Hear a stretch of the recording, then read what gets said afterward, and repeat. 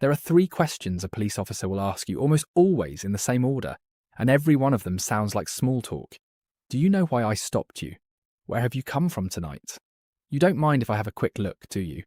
Friendly, conversational, the sort of thing you'd answer without thinking because somebody in a uniform asked you nicely and you have nothing to hide.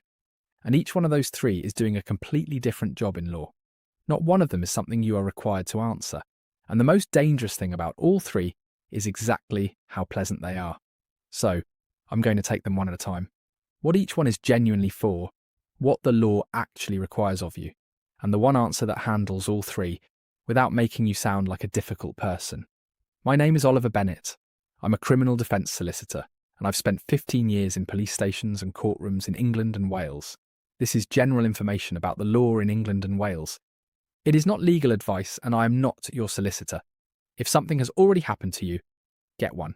Before I take a single question apart, let me give you the half that is against you. Because if I only gave you the good half, you'd be no safer at all. A person driving a mechanically propelled vehicle on a road must stop the vehicle on being required to do so by a constable in uniform, so you stop. That one is not a request and it is not negotiable, and failing to do it is an offence in itself. And a person driving a motor vehicle on a road must, on being required by a constable, give his name and address and the name and address of the owner of the vehicle and produce the documents. Name, address the owner's name, and address your documents. That is a genuine legal duty on a driver, and refusing it is a criminal offence under subsection 3. So do all of it. Do it politely, do it immediately, and do it without conversation. That is the whole of what the law asks of you at a roadside. And now look very carefully at what is not on that list. Because everything the 3 questions ask for, every single word of it sits outside what you have just handed over. Here is how good people lose this, and it is not carelessness. They answer because refusing to answer feels like an accusation of themselves.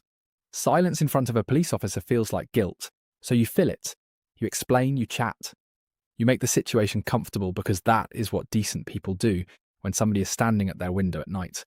And every word of it is evidence he did not have when he walked up to your car. He did not have to work for a single sentence of it. You handed it over to be polite. Your good manners are the attack surface.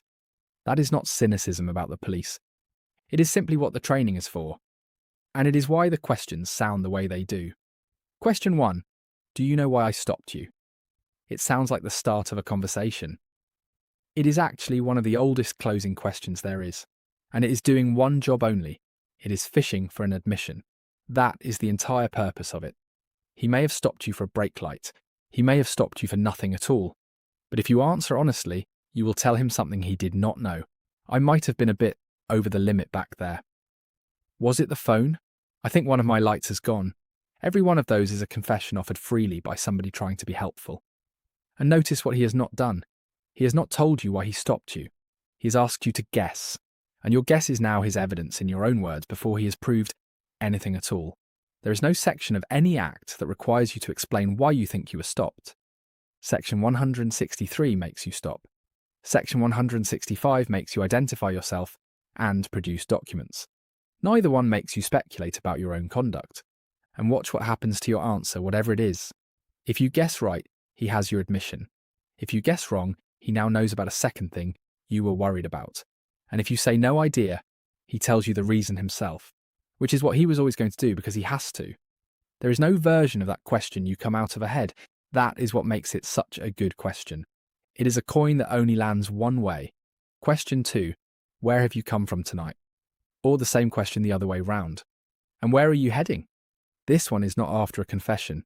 It is building something else entirely. And to see why it matters, you need one line of the Police and Criminal Evidence Act. This section does not give a constable power to search a person or vehicle unless he has reasonable grounds for suspecting that he will find stolen or prohibited articles. No reasonable grounds, no power to search. That is the whole architecture of it, and it is the protection the entire system rests on. So when he asks where you have come from, he is not making conversation while